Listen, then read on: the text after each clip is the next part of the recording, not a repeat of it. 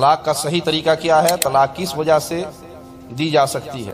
بھائی نکاح کے مسئلے پوچھو، کیوں طلاق تک پہنچ گیا؟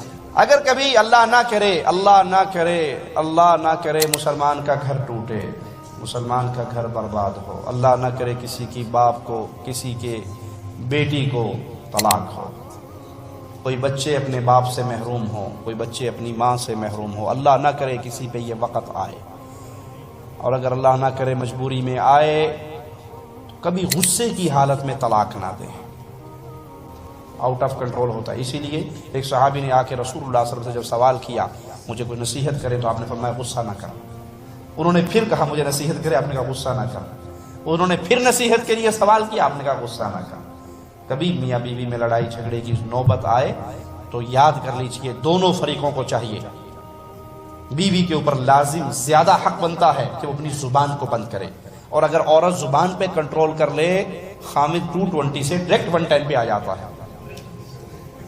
وہ 220 سے 440 پہ تب جائے گا جب وہ آگے سے دے طلاق کر فارغ ہے بندے دا پتر تے بھیج گا مینوں ماں دے کر، وہ پھر ہو گیا معاملہ ختم۔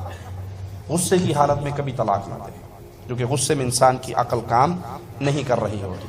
طلاق دینی ہو تو پاکی کی حالت میں طلاق دیں۔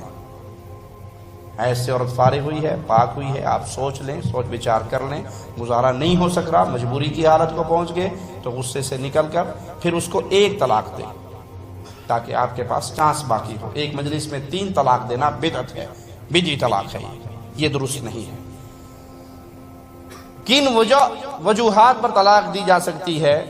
عورت بے دین ہے، عورت مشرکہ ہے، عورت بدعقیدہ ہے، اس کو سمجھائیں، اس کو شرک سے توبہ کروائیں، اس کو کفر سے توبہ کروائیں، بدعات سے توبہ کروائیں، اور اگر وہ حالت شرک پہ باقی رہتی ہے تو مشرکہ مومن کے نکاح میں نہیں رہ سکتی۔ ہمارے ہاں تو نہ شادی کے وقت یہ کلیہ دیکھا جاتا ہے کہ لڑکا موحد ہے اور لڑکی کون ہے، لڑکی موحدہ ہے لڑکا کون ہے، ذات پات برادری پیسہ خوبصورتی حسن مال دولت ملک نسل، اس کو دیکھ کے نکاح کرتے ہیں۔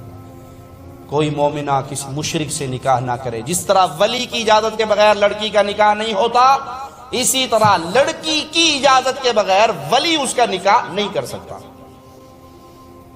نکاح سے پہلے جب رشتہ آئے بچی سے سوال کیجئے فلاں رشتہ ہے، تجھے منظور ہے؟ وہ خاموشی اختیار کر لے تو منظور ہے۔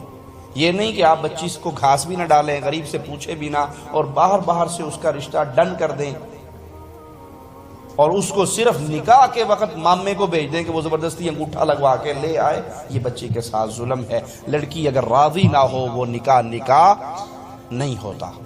توحید کی بنیاد پہ نکاح کیجئے، اور اگر بیوی مشرکہ ہے اس سے جان چھڑا لیجئے، وہ زانیہ ہے بدکارہ ہے، آپ نے سمجھا باس نہیں آ رہی تو آپ اس سے فراغت کر لیجئے۔ بشمار دینی تعلیمی ویڈیوز دیکھنے کے لیے ہمارا چینل سبسکرائب کیجئے۔